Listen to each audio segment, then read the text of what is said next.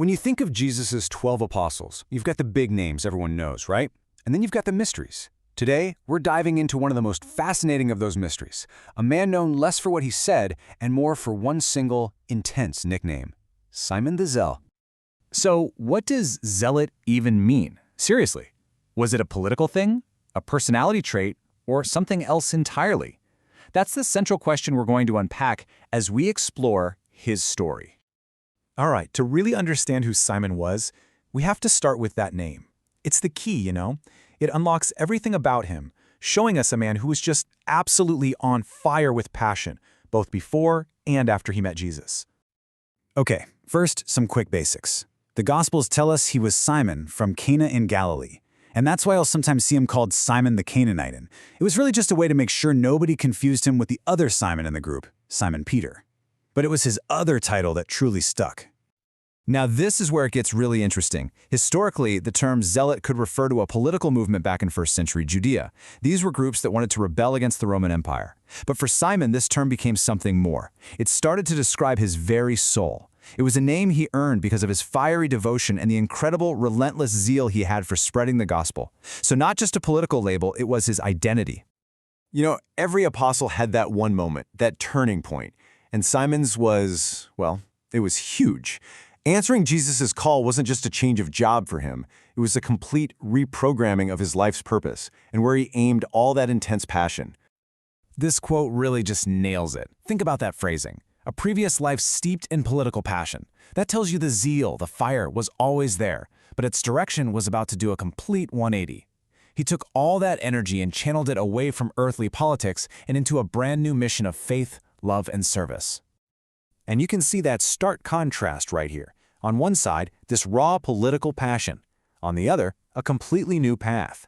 The intensity is still there, you see, but it's been totally repurposed. And that's the key takeaway. His conversion wasn't about extinguishing the fire inside him, it was about aiming it at a much higher calling. So, after the resurrection, Simon's transformation kicks into a whole new gear. His role changes from follower to leader, and now he's tasked with taking this message he'd embraced to the furthest corners of the known world. Pentecost was the spark that lit the fuse. Filled with the Holy Spirit, Simon the Zealot's mission went global. And believe me, this wasn't some short-term tour. This was a lifelong journey, taking him to places that, for many people back then, were almost legendary. And what a journey it was.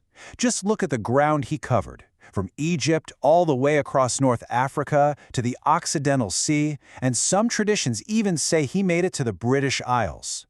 For that time, the sheer scale of his travels is just mind-boggling, all of it fueled by that same zeal before his final mission in Persia. A life lived with that much intensity, well, it was destined to have a dramatic ending. Simon's life of zeal would finish with a death that showed just as much conviction, cementing a legacy that has now lasted for centuries. His final journey took him to Persia, and he didn't go alone. He was traveling with another apostle, St. Jude.